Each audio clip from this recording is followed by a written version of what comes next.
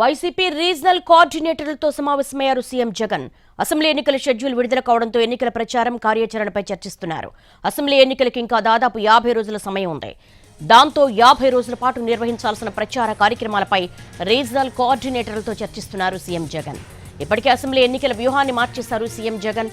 120 నియోజకవర్గాల్లో నిర్వహించాలి అనుకున్న సభలను బస్సు యాత్రలుగా మార్చారు జగన్. ఇడుపులపాయ నుంచి ఇచ్చాపురం వరకు బస్సు యాత్ర చేపట్టాలని నిర్ణయించారు. ఈ నెల 27 నుంచి బస్సు యాత్ర మొదలు పెట్టనున్న వైసీపీ అధినేత ప్రచారానికి చివరి రోజు వరకు జనంలోనే ఉండాలని భావిస్తున్నారు.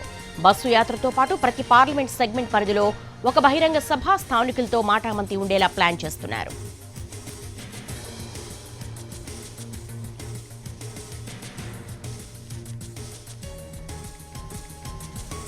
వైసీపీ రీజనల్ కోఆర్డినేటర్లతో సమావేశమయ్యారు సీఎం జగన్. అసెంబ్లీ ఎన్నికల షెడ్యూల్ విడుదల కావడంతో ఎన్నికల ప్రచారం కార్యాచరణపై చర్చిస్తున్నారు. దీనికి సంబంధించి మా స్పెషల్ కరెస్పాండెంట్ రాఘవేంద్రని అడిగి మరిన్ని వివరాలు తెలుసుకుందాం. రాఘవేంద్ర, ఎలక్షన్ కు సంబంధించి క్యాంపెయిన్ కావచ్చు, భవిష్యత్ ప్రణాళిక కావచ్చు, ఎటువంటి స్ట్రాటజీతో వెళ్లాలనుకుంటున్నారు?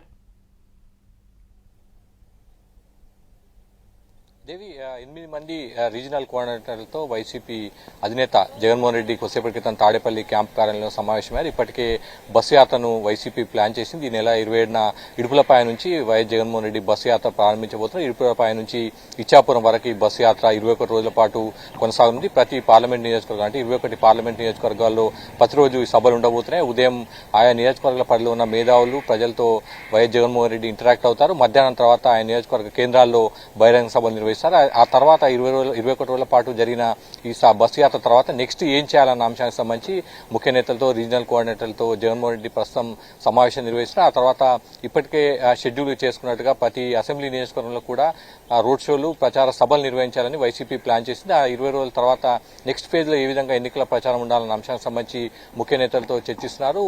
దాదాపు 50 రోజుల పాటు పార్టీ కార్యాచరణ ఏ విధంగా ఉండాలి, పార్టీ ఎన్నికల ప్రచారాన్ని ఏ విధంగా తీసుకెళ్లాలి, అభ్యర్థుల ప్రచారం ఏ విధంగా ఉండాలి, మేనిఫెస్టో విడుదల చేసిన తర్వాత దాన్ని విస్తృతంగా ప్రజల్లోకి ఏ విధంగా వీటన్నిటి సంబంధించి కూడా ప్రస్తుతం రీజనల్ కోఆర్డినేటర్తో జగన్మోహన్ రెడ్డి చర్చిస్తున్నట్టుగా మనకు పార్టీ వర్గానికి సమాచారం. ప్రస్తుతం ముందైతే ఈ నెల 27 నుంచి బస్సు యాత్ర ప్రారంభమవుతుంది. 21 రోజుల తర్వాత మళ్లీ అసెంబ్లీ నియోజకవర్గాల్లో జగన్మోహన్ రెడ్డి ఎన్నికల ప్రచారాన్ని ప్రారంభిస్తారు. మేనిఫెస్టోకి సంబంధించి కూడా ప్రస్తుతం నేతలతో కొంత ఫీడ్బ్యాక్ తీసుకున్నట్టు తెలుస్తుంది. దానికి సంబంధించి కూడా ఫైనల్ అయిన తర్వాత కూటమి అంటే టీడీపీ, బీజేపీ, జనసేన ఆ 3 పార్టీలకు సంబంధించిన ఉమ్మడి మేనిఫెస్టో విడుదల తర్వాతే వైసీపీ మేనిఫెస్టో ప్రకటించే అవకాశం ఉన్నట్టుగా మనకు సమాచారం అవుతుంది. Devi. All right Raghavendra, thanks for the live update.